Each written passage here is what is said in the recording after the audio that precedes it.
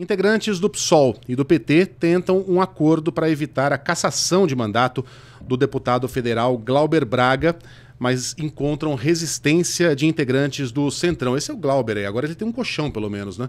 Tá dormindo no plenário da Câmara dos Deputados, dá para ver que já emagreceu, parece que mais de 5 quilos, está há uma semana em greve de fome. A gente tentou uma entrevista com o Glauber, mas ele disse que prefere não se pronunciar. Por enquanto, tá aí, de moletom, né, com um colchão.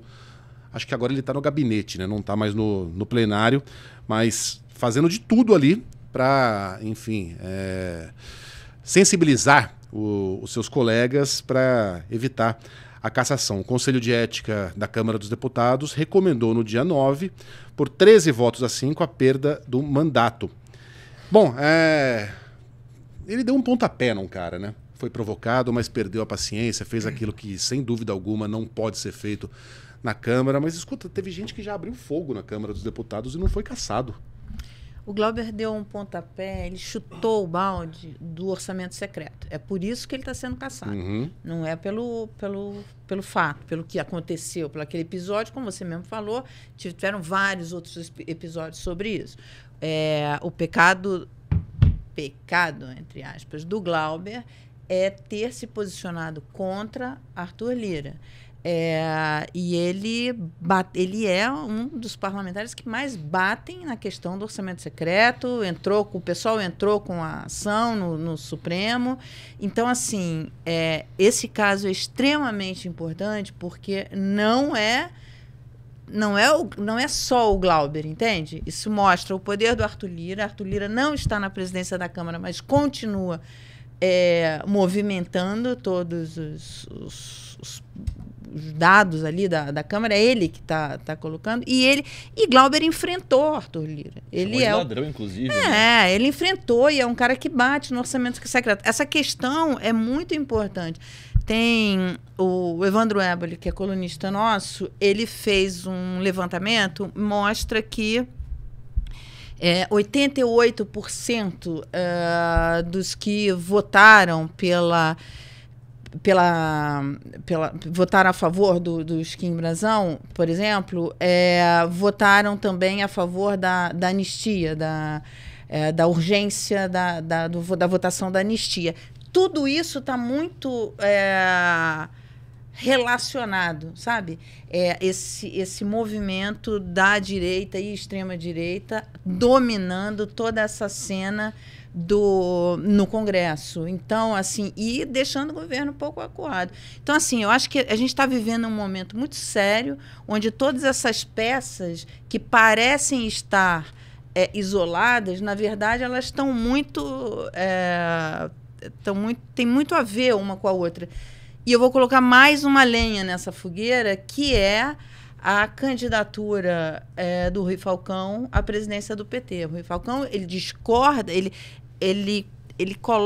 coloca várias coisas, mas uma das coisas o governo precisa chamar a população para enfrentar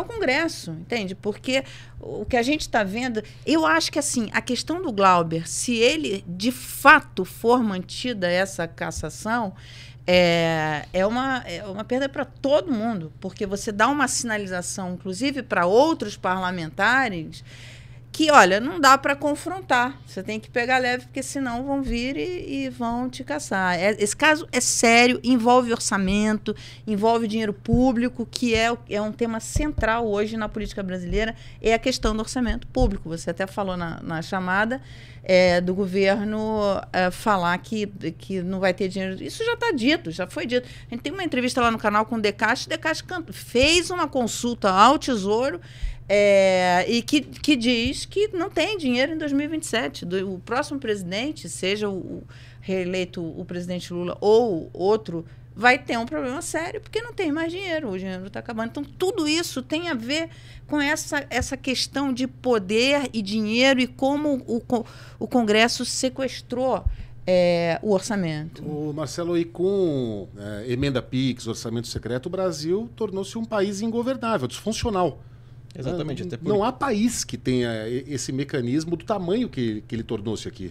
Então, isso acabou fazendo com que o apetite, principalmente de membros do Centrão, fosse cada vez maior, né? Eles querem porque querem as emendas, eles têm essa coisa de querer mais e mais e mais, são insaciáveis, justamente para poder fazer aquele direcionamento completamente obscuro para os seus colégios eleitorais. Inclusive o Glauber fez uma denúncia sobre ali o território eleitoral do Lira, no estado de Alagoas. Isso também foi um incômodo muito grande, foi o início desse processo de azedume da relação entre eles, e depois Lira, claro, batendo pau na mesa, tentando falar o seguinte: olha, quem manda mais sou eu, quem tem mais poder sou eu. E a gente está vendo todo esse movimento.